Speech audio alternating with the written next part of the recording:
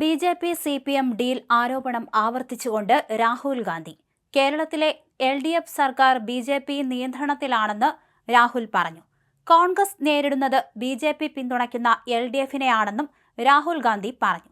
പത്തനംതിട്ട അടൂരിൽ യു.ഡി.എഫിന്റെ തെരഞ്ഞെടുപ്പ് പ്രചരണ റാലിയിൽ സംസാരിക്കുകയായിരുന്നു അദ്ദേഹം.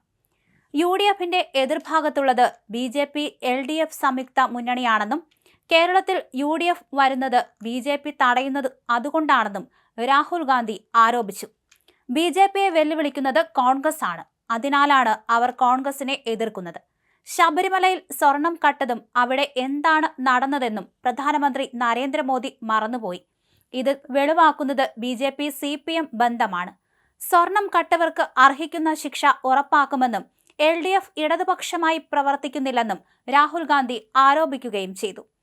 ബി.ജെ.പി. അവരെ എതിർക്കുന്ന എല്ലാവരെയും ആക്രമിക്കും, എന്നാൽ മുഖ്യമന്ത്രിക്കെതിരെ ഒരു നീക്കവുമില്ലെന്നും കേരളത്തിൽ യു.ഡി.എഫ് വരുന്നത് തടയുകയാണെന്നും രാഹുൽ ഗാന്ധി കുറ്റപ്പെടുത്തി.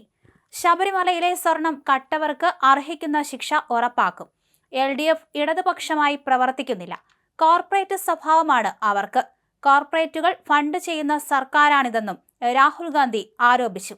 ബി.ജെ.പിക്ക് കേരളത്തിൽ യു.ഡി.എഫ് വരണമെന്ന് ആഗ്രഹമില്ല. നമുക്ക് ബി.ജെ.പിയോടും ആർ.എസ്.എസിനോടും അടിസ്ഥാനപരമായ അഭിപ്രായ വ്യത്യാസമുണ്ട്.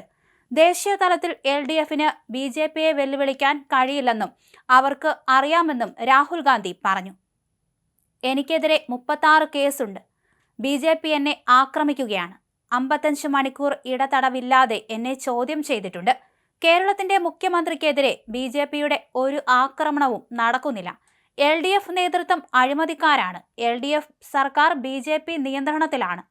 പ്രധാനമന്ത്രി എവിടെ പോയാലും മതത്തെപ്പറ്റിയും ദൈവത്തെപ്പറ്റിയും പറയും.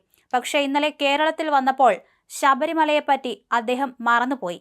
കേരളത്തിലെ ഇടതുപക്ഷ നേതാക്കൾ അയ്യപ്പന്റെ സ്വർണം കവർന്നത് സി.പി.എമ്മിനെ രക്ഷിക്കാൻ ശബരിമല കൊള്ള പ്രധാനമന്ത്രി മറച്ചുവെക്കുകയാണ്, രാഹുൽ ഗാന്ധി പറഞ്ഞു. യു.ഡി.എഫ് സർക്കാർ അധികാരത്തിൽ വന്നാൽ ശബരിമലയിലെ അയ്യപ്പന്റെ ക്ഷേത്രത്തിൽ കൊള്ള നടത്തിയവരെ നമ്മൾ ശിക്ഷിക്കും.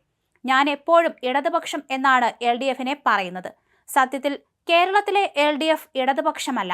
അവർ ബി.ജെ.പിയെ പോലെ കുത്തകവൽക്കരണത്തിന്റെ ഭാഗമായി മാറിക്കഴിഞ്ഞു. യു.ഡി.എഫ് റബ്ബർ വ്യവസായത്തെ പിന്തുണച്ചിട്ടുണ്ട്. അവർക്ക് ബുദ്ധിമുട്ടുള്ള സമയത്ത് നഷ്ടപരിഹാരം നൽകിയിട്ടുണ്ട്.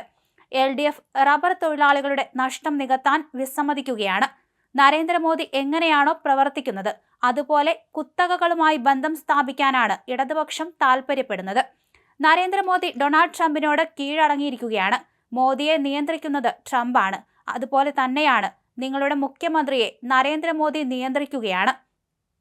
കേരളത്തിന്റെ ഭാവിയെ 1-2 കമ്പനികൾ മാത്രമാണ് നിയന്ത്രിക്കുന്നത്. നിങ്ങളുടെ മുഖ്യമന്ത്രിയും പ്രധാനമന്ത്രിയും ഈ രാജ്യത്തെ അദാനിക്കും അംബാനിക്കും കൈമാറാൻ ശ്രമിക്കുകയാണ്.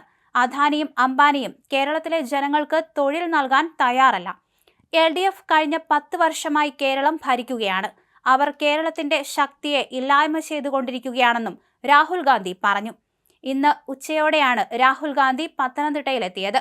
ആറന്മുള, കോന്നി, റാന്നി, തിരുവല്ല മണ്ഡലങ്ങളിലെ സംയുക്ത പൊതുസമ്മേളനം 1 പത്തനംതിട്ട പഴയ ബസ് സ്റ്റാൻഡിൽ അദ്ദേഹം ഉദ്ഘാടനം ചെയ്യും. 4 മണ്ഡലങ്ങളിലെയും യു.ഡി.എഫ് സ്ഥാനാർത്ഥികൾ പങ്കെടുക്കും. പ്രചരണത്തിനായി അടുത്ത ദിവസങ്ങളിൽ പ്രിയങ്ക ഗാന്ധിയും എത്തും.